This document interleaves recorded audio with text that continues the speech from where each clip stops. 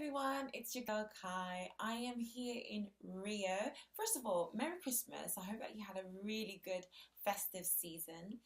I have a special guest today, actually my first guest on my Travelmaker Kai Talks, and her name is Cintia. And today's episode, we are going to be discussing beauty and the politics of beauty.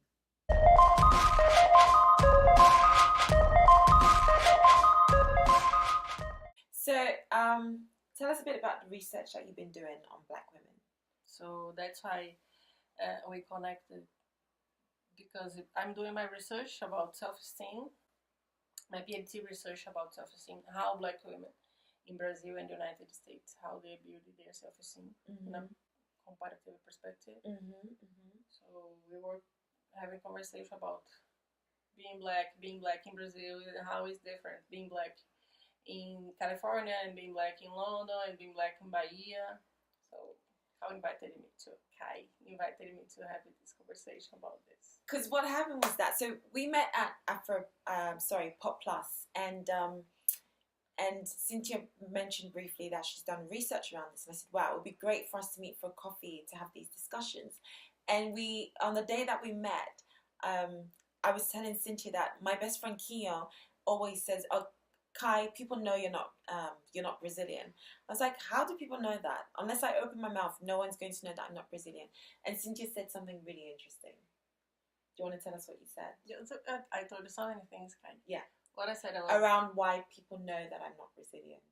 Oh yeah, your posture. Your self-confidence. Self-confidence. Yeah. All these things. See, I find this really, really interesting because I'd never considered that to be a factor as to why people would know that I'm not Brazilian. And because the way you walk, your self-confidence walking down the street, the way you go into the space, like if you're gonna buy something, they see your posture. Right. It's not an oppressive, the oppression body. Right. The body of oppression. Does it make sense for you? It started to make sense the more I thought about it, and then it makes me wonder.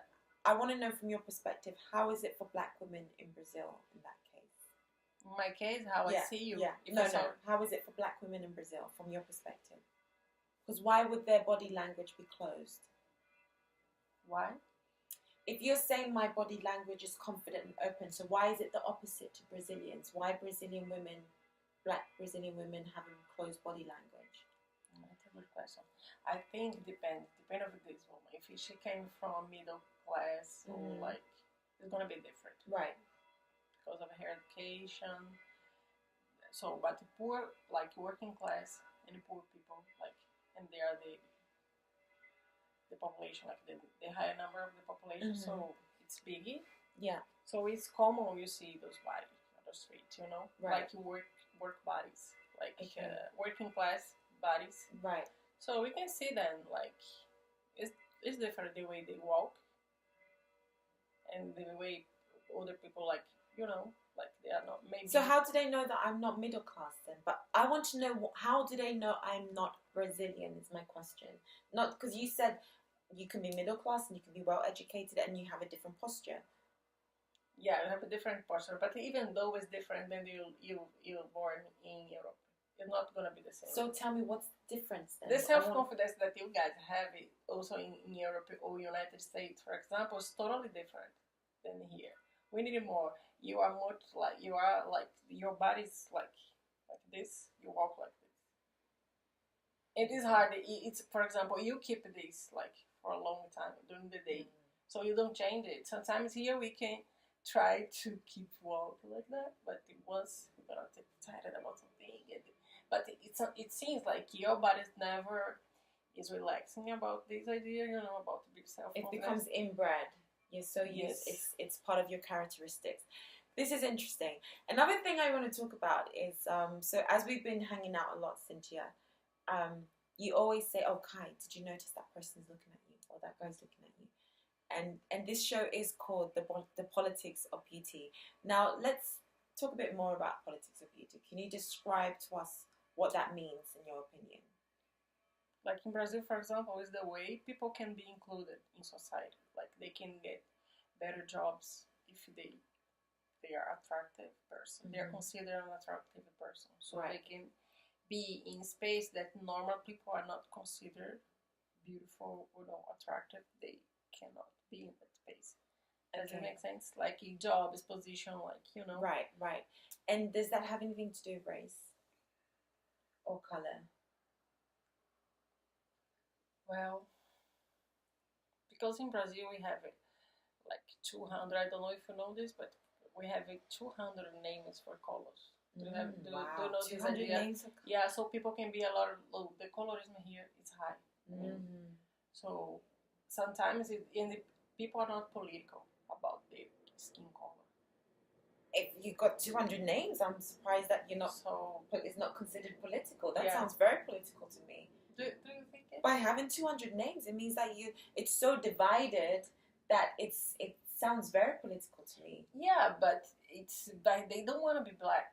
So 200 names because they want to keep avoid the black. Like I would be considered preta, right? Which is like blackity black, you're not really mixed with anything. And I'm now seeing women who, even those who look more mixed, like they have the soft curly hair, very light skin, they're wearing earrings. That says preta.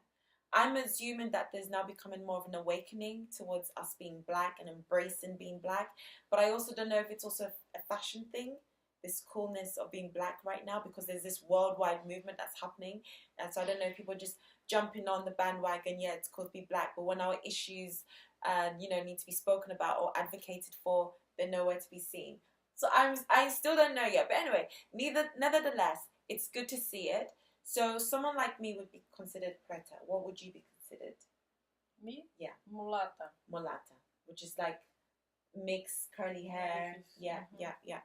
And preta, at least when I was here, like before, that wasn't a cool word. Like it wasn't a word that was considered beautiful. If you're preta, you don't associate that with beauty, for example. Yeah. But if you go to Bahia, for example, Bahia we have is different. I think because we have the highest number, like we are the most city. So Bahia is the state where Salvador is the capital of Bahia, and that's where the place that's got the most amount of black people outside of Africa. Yes. So there, if someone call you preta, doesn't mean it can be a race thing, but sometimes not people just they're acknowledging your blackness. Yes. Okay. Or being affectionate. Okay. And so going back to this politics of beauty, on the next episode of Travelmaker Kai Talks, I don't fit the typical beauty standard of what the media portrays, at least not in this country. Now I'm seeing more adverts with black women, and especially dark-skinned women who look like me, but I'm still not on everyone's radar of what beauty is. So can you tell me what it means to be beautiful? If you've enjoyed this episode of Travelmaker Kai Talks, please don't forget to subscribe, like, comment and share.